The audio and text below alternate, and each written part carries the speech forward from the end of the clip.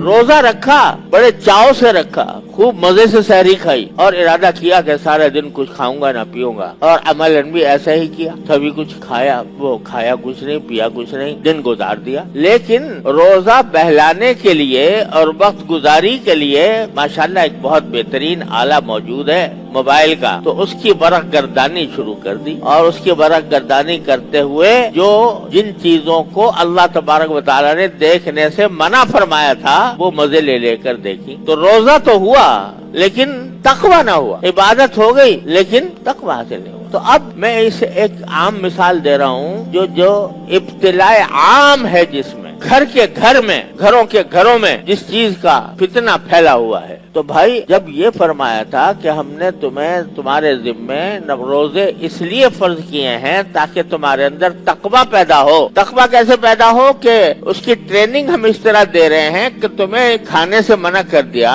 پینے سے منع کر دیا، نفسانی خواہشات کی جائز ادائیگی سے منع کر دیا، اور تم نے اس کو قبول بھی کر لیا، کھانا بھی چھوڑ دیا، پینا بھی چھوڑ دیا، جائز طریقے سے اپنی جنسی خواہش پوری کرنی بھی چھوڑ دی، حلال چیزیں چھوڑ دی، میرے کہنے کی وجہ سے، میرے حکم کی تعمیل میں یہ سارے کام تم نے چھوڑ دیے۔ تو ماشاءاللہ یہ ایک مشق ہو گئی تمہاری کہ اللہ کے حکم کے آگے اپنی ہر خواہش کو قربان کرنے کی ایک مشق ہو گئی۔ لیکن اگر ایک طرف تم نے حلال چیزیں چھوڑ دی میرے کہنے پر، اور جو چیزیں پہلے ہی سے حرام تھیں وہ نہ چھوڑی، رمضان میں بھی جھوٹ بول رہے ہو، رمضان میں بھی غیبت کر رہے ہو، رمضان کے اندر بھی دل آزاری کر رہے ہو کسی کی، رمضان کے اندر بھی حقوق العباد کے خلاف کام کر رہے ہو، رمضان کے اندر بھی غصہ کر رہے ہو ناجائز، رمضان کے اندر بھی لوگوں کو ستا رہے ہو، رمضان کے اندر بھی تمہاری آنکھیں بند نہیں ہیں گناہ سے، رمضان کے اندر بھی تمہاری زبان گناہوں میں لت پت ہے،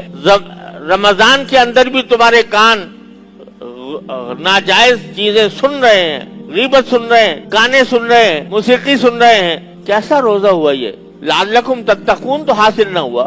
اب یہ ایک بعض گناہ ایسے ہو گئے ہیں، اللہ تعالیٰ اپنے رحمت سے، اپنے فضل و کرم سے ہم سب کی حفاظت فرمائے، بعض گناہ ایسے ہو گئے ہیں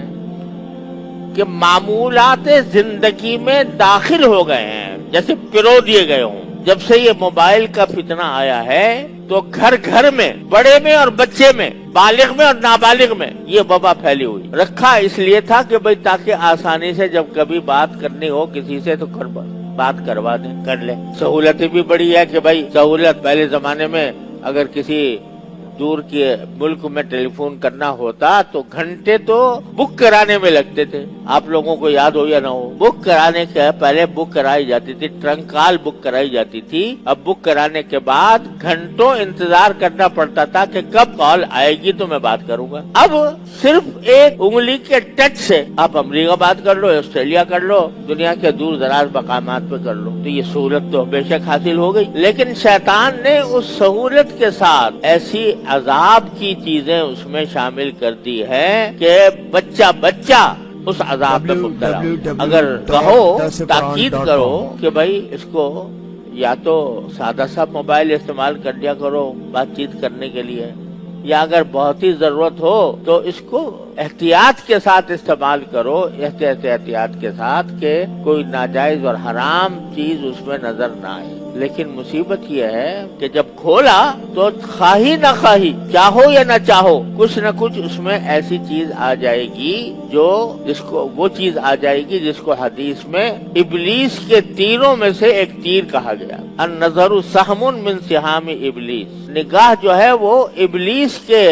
تیروں میں سے ایک تیر ہے۔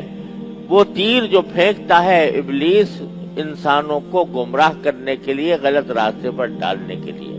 قرآن کریم میں شیطان کا جو مقولہ مذکور ہے کہ جب شیطان کو رادہ درگاہ کیا گیا تو اس نے ایک تو یہ کہا تھا کہ میں لأغوینہم اجمعین، میں سارے انسانوں کو گمراہ کروں گا۔ اس کے لیے جملہ جو قرآن کریم نے نقل فرمایا دوسری جگہ وہ یہ میں یہ کروں گا، وَلَأُضِلَّنَّهُمْ وَلَأُمَنِّيَنَّهُمْ وَلَآمُرَنَّهُمْ، کہ میں ان کو آرزویں دلاؤں گا،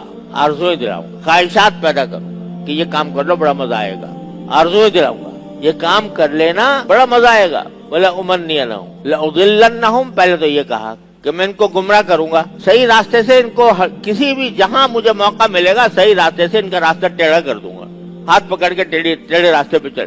चलना शुरू कर देंगे और उनको आरज़ुएं दिलाऊंगा, बड़ा मजा आएगा, ये काम कर लो, फिर मौका मिले कि ना मिले, इस तरह की बातें दिल में डालूंगा, आरज़ुएं पैदा करूं। ये बड़े मजे के ख्यालात दिल में पैदा कर दूंगा कि काश ये हो जाए, काश ये मुझे ये मिल जाए, काश ये मुझे मिल जाए, काश ये मजा भी मुझे मिल जाए, ये मजा भी मिल जाए, ये मजा भी मिल जाए। तो ये आरज़ुएं पैदा करूंगा उनके दिलों में। ला उमन्नियन्नहुम वला आमुरन्नहुम, और फिर आरज़ुएं पैदा करके उनको हुक्म दूंगा कि जब अब तुम मेरी आरज़ुओं के गुलाम हो गए, मैंने तुम्हारे दिलों में जो आरज़ुएं पैदा की थी, जब तुम उनके गुलाम बन गए, उनकी अहमियत तुम्हारे दिल में जागुज़ीन हो गई और चाहने लगे कि ये आरज़ुएं मुझे जरूर हासिल हो, तो अब मेरा हुक्म मानो, वला आमुरन्नहुम, तो अब मैं हुक्म दूंगा। यानी देखो 3 दर्जे उसने रखे हैं इंसान को तक पहुंचने के लिए। पहले क्या, रास्ते से भटकाऊंगा। रास्ते से भटकाने के माना यह कि दिमाग में खन्नास पैदा कर दूंगा, दिमाग जो है उसकी रौ तब्दील कर दूंगा। जिस